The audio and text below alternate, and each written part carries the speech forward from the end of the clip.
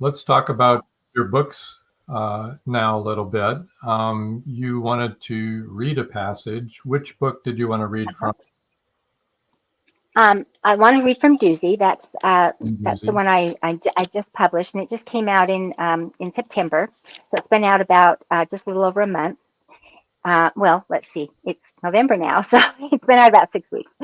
Um, and the Doozy House of Mourning is about uh, a young girl. Well, she's 22, and she just has a very, very conflicted relationship with her mother, who was injured the night she was born, very severely.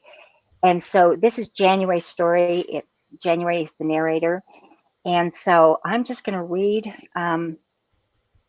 This is just an introduction to January, and Claire is her mother.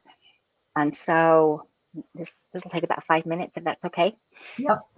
Um, I walked into my room, which was a mess of clutter, boxes and bags and piles of clothes.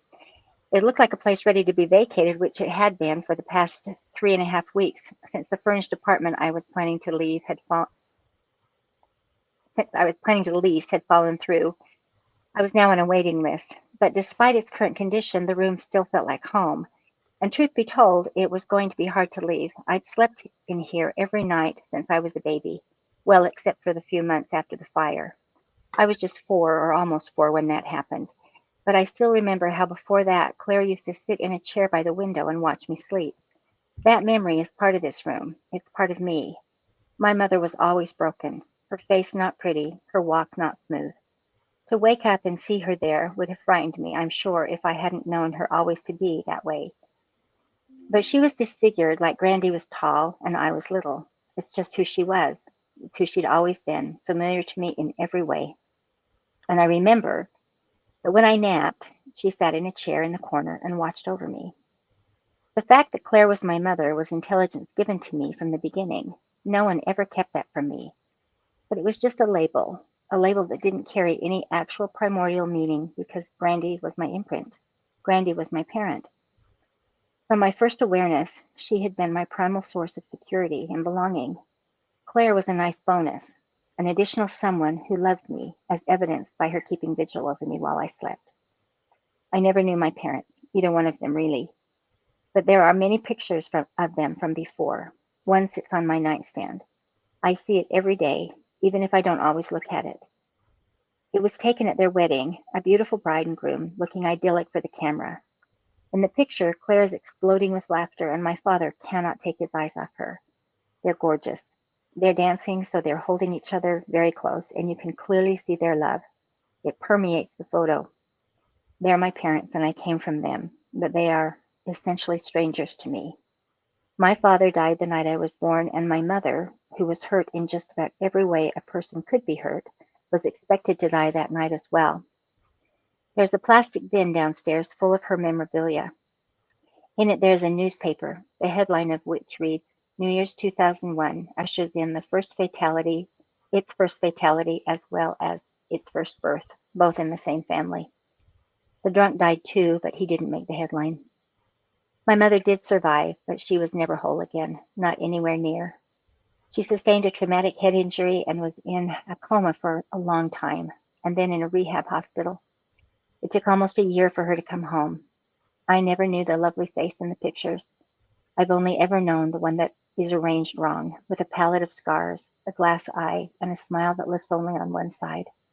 She claps a lot and blinks her yeses and nos because she is nonverbal. She makes sounds, they are not words. Before I was born, she played the piano and danced with the love of her life, my father. Now she limps and doesn't speak and moves very slowly, and she used to watch me sleep until the fire. I've only fragments of that awful night, the faulty impressions of a 4-year-old, but those have rather fossilized in me. Trauma does that, apparently. What I remember most is that I couldn't breathe. That has always stayed with me, like drowning in smoke, and not just drowning, but being held down to drown by a tremendous weight crushing me. I couldn't move or breathe because Claire was on top of me. I'm 22 years old now, and that memory is still rich in unyielding detail, even if everything else from that night is less clear. During the 4 months that our home and mortuary underwent massive repairs, we stayed with Aunt Margaret, Grandy's sister. But not Claire. Claire had to go live at Potomac Manor, which, in more of my faulty kid reasoning, was because she started the fire. But my mother had nothing to do with the fire. Of course she didn't. That was just the way I connected the dots as a traumatized little girl. It was defective wiring in a restored building. Factual details that meant nothing to a 4-year-old. I'd been trapped under my mother while flames danced everywhere around me. There was no room for logic. Not when I honestly believed at the time that Claire had tried to hurt me, not save me, which is exactly what she'd done. My grandparents tried desperately to help me. They took me to counseling and to play therapy, to clergy. They soothed me through my relentless nightmares, but nothing worked. I was deathly afraid of Claire, and in that irrational state I could not comprehend how everyone else could continue to love her. It made no sense that we would visit her, that Grandy and Poppy would take her presents and talk and laugh and love her like nothing had happened. Me, I recoiled. I acted out. I couldn't tolerate being around her. I pushed her away for a long, long time, and I hurt her terribly. I know I did. I don't push her away anymore, but I'm not close to her, and I don't know how to be, so I avoid spending time with her. It's awkward and very troubling. My feelings for my mother are very, very complicated. Wow, that was beautiful.